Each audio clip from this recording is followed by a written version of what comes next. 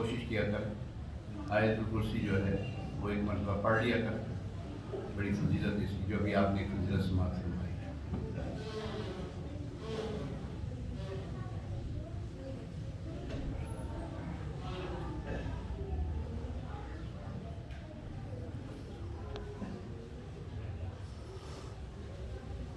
الحمدللہ رب العالمین والصلاة والسلام علی سید المرسلین اما بعد فاعوذ باللہ من الشیطان الرجیم بسم اللہ الرحمن الرحیم الصلاة والسلام علیکہ یا رسول اللہ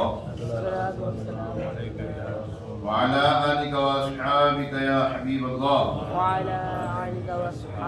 الصلاة والسلام علیکہ وعلى آلك وأصحابك يا نور الله نويت سنة الاعتكاف. پیارے پیارے آقا مدینے والے مصطفیٰ صلی اللہ تعالیٰ علیہ وآلہ وسلم پر درود و سلام پڑھنے کے بے شمار فضائل ہیں. ایک فضیلت میں آتا ہے ارشاد فرمایا کہ جو بندہ دن بھر میں مجھ پر 50 مرتبہ درود پاک پڑھے کل بروز قیامت میں اس سے مصافحات کروں گا. سبحان اللہ. اللہ کریم ہمیں بھی کثرت کے ساتھ درود السلام پڑھنے کی توفیق عطا فرمائے. صلو علی الحبیب صلی اللہ تعالی علی محمد وعلی آلہ واصحابہ وسلم.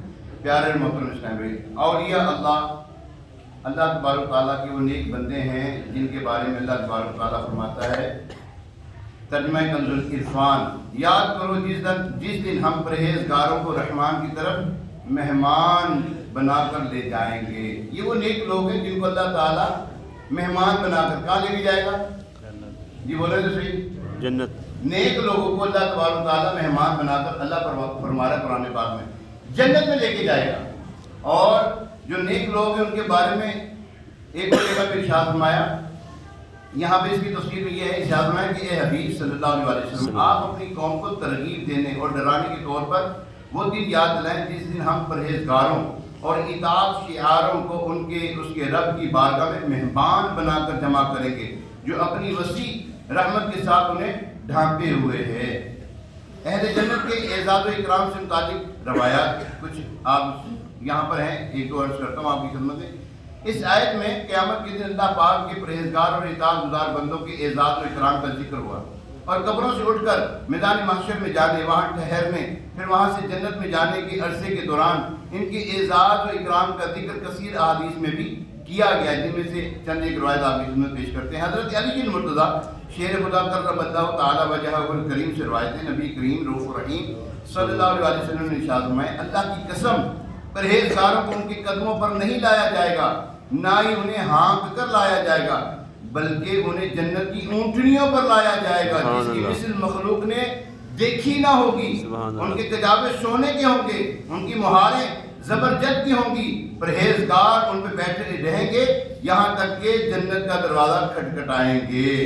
حضرت ربی رحمۃ اللہ تعالیٰ علیہ فرماتے ہیں جب پرہیزگار لوگ اپنے رب عز و جل کے حضور حاضر ہوں گے تو ان کی عزت کی جائے گی، انہیں نعمتیں بخشی جائیں گی، انہیں سلام پیش کیا جائے گا اور ان کی شفاعت قبول کی جائے گی. سبحان اللہ. کیا کہا آخر میں؟ شفاعت قبول. جی بولے ذرا. شفاعت. جو کہتے ہیں کہ حضور علیہ السلام کو شفاعت کا حق ہے، یہاں پہ تو حضور علیہ السلام کے تو غلاموں کو شفاعت کا حق ہے. جو اللہ کے نیک بندے ہیں ان کو حق ہے. اور حضور علیہ السلام کو کس نے کہہ دیا نہیں؟ شفاعت کبریٰ تو انہی کے پاس ہے. حضور علیہ السلام کی بات حدیث مبارکہ ہے، فرمایا میں اللہ تبارک و تعالیٰ کے حضور سجدے میں گر جاؤں گا اور تب تک نہ اٹھوں گا جب تک اللہ نہ فرمائے گا. پھر آگے فرمایا اللہ تبارک و تعالیٰ فرمائے گا اے محبوب صلی اللہ علیہ وسلم، اے محمد صلی اللہ علیہ وسلم سر اٹھائیں، اپنا سر اٹھائیں سجدے سے، جو کہو گے کیا جائے گا، جس کی شفاعت کرو گے کی جائے گی. یہ تو حدیث پاک میں موجود ہے یہ باتیں کہ حضور علیہ السلام. دیکھیں آیت الکرسی پڑھتے ہیں ہم، کیا پڑھتے ہیں؟ اللہ لا الہ الا هو الحی القیوم لا تأخذہ سنۃ ولا نوم لہ ما فی السماوات وما فی الارض من ذا الذی یشفع عندہ الا بإذنہ. کیا کہا ہے؟ عندہ الا بإذنہ، جس کو اللہ حکم دے گا. یہاں پہ تو اللہ تبارک تعالیٰ نیک بندوں کو حکم دے گا، وہ نیک بندوں کو حکم دیا جا رہا ہے. ایک حدیث پاک میں علماء کرام کو روک دیا جائے گا، ٹھہرا دیا جائے گا، ٹھہر جاؤ، اور فرمایا جائے گا جس کی چاہو شفاعت کرو، جس کی چاہو شفاعت کرو.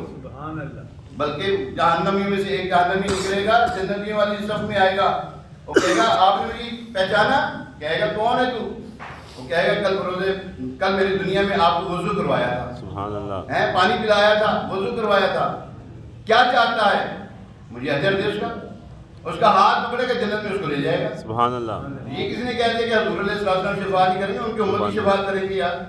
ایسا نہیں سوچنا چاہیے، جو ایسا سوچتا ہے اس کو خیال رکھنا چاہیے۔ اس طرح باندھ رہا ہے اللہ اور اس کے رسول پر، جھوٹ باندھ رہا ہے۔ انہوں نے کہا ہے ہوگی شفاعت، ہاں جس کو اللہ چاہے گا وہی کرے گا، یہ نہیں کہ ہر کوئی اپنے منہ اٹھا کے، ایسا نہیں ہے۔ وہاں پہ تو منہ اٹھانے کی ضرورت کس کو ہونی ہے؟ وہاں پہ تو جو حکم ہوگا اللہ تبارک و تعالیٰ کا ہوگا، لیکن حضور علیہ السلام کا بھی وہاں پہ بات مانی جائے گی، دکھائی جائے گی محشر میں شان محبوبی کہ آپ کا کہا آپ کا کیا ہوگا۔ جو ہم کہیں گے حضور علیہ السلام وہی ہوگا، جو حضور علیہ السلام کریں گے وہی ہوگا۔ اللہ تبارک و تعالیٰ ہمیں محبوب علیہ السلام کی شفاعت سے بہرہ مند فرمائے۔ پیرانی پیر روشن ضمیر قطب ربانی شہباز اللہ مکانی شیخ عبد القادر جیلانی غوث اعظم سمدانی۔ غوث اعظم 3 ہیں، ان میں سے ایک غوث الورا ہے، آپ کی اور میرے پیر بے شک شیخ عبد القادر جیلانی رحمۃ اللہ تعالی علیہ۔ آپ حنبلی ہیں لیکن مانتے ہم بھی ہیں، اس کا مطلب یہ ہوا کہ حنبلی ہو، مالکی ہو، شافعی ہو خوش عقیدہ تو وہ ہمارا بھائی ہے، وہ ہمارا بھائی ہے، یہ تو ہمارے آقا ہیں۔ اللہ تبارک و تعالیٰ نے ان کو وہ کرامات عطا فرمائی ہیں جو کسی ولی کو نہیں عطا فرمائی۔ تو ان کی جو ہے کل منگل کا دن ہے، عشاء کی نماز کے بعد تقریباً 9:30 بجے دعوت اسلامی کے زیر اہتمام عظیم الشان اجتماع میلاد بسلسلہ بڑی 11ویں شریف اقبال ٹاؤن مون مارکیٹ میں ہو رہا ہے۔ آپ سے گزارش ہے آپ بھی آئیے گا، ہماری مسجد میں اس سے اگلے دن ہوگا انشاءاللہ، بدھ والے دن یہاں پر انشاءاللہ لنگر کا اہتمام کریں گے، غسل الورا کی بات کریں گے، ٹھیک ہے، جن کے بارے میں اعلیٰ حضرت فرماتے ہیں قسمیں دے دے کے کھلاتا ہے پلاتا ہے تجھے پیارا اللہ تیرا چاہنے والا تیرا، اے عبد القادر کھا لے تجھے میری قسم کھا لے۔ سبحان اللہ۔ اللہ تبارک و تعالیٰ حضور سیدنا عبد القادر جیلانی رحمۃ اللہ تعالیٰ کو اس طرح لاڈ فرمایا کرتا تھا۔ اللہ تعالیٰ ہمیں ان کی جو ہے وہ محبت عطا فرمائے، ان کی غلامی عطا فرمائے۔ اللہم صلی علی سیدنا و مولانا محمد طب القلوب و دوائها و عافیت الابدان و شفائها و نور الابصار و ضیائها وعلى آلہ و اصحابہ و بارک وسلم۔ مالک کریم اپنے نیک بندوں سے محبت عطا فرما، آمین۔ اپنے دشمنوں سے دشمنی رکھنے کی توفیق عطا فرما۔ یا اللہ عز و جل تیری قسم ہم تیرے دوستوں سے دوستی رکھتے ہیں، محبت رکھتے ہیں، اور جو تیرے نہیں یا اللہ عز و جل ہمارا اس سے کوئی تعلق نہیں، اس بات پر گواہ ہو جا مولا۔ یا ارحم الراحمین محبوب علیہ السلام کو واسطہ جو مسلمان بیمار ہیں گھروں میں اسپتالوں میں، یہاں ہم بھی جو بیمار موجود ہیں مولا شفائے کاملہ عاجلہ نافع نصیب فرما، ہماری روحانی جسمانی بیماریاں دور فرما دے۔ وصلی اللہ تعالی علی خیر خلقہ محمد وعلی آلہ وصحبہ اجمعین برحمتک یا ارحم الراحمین۔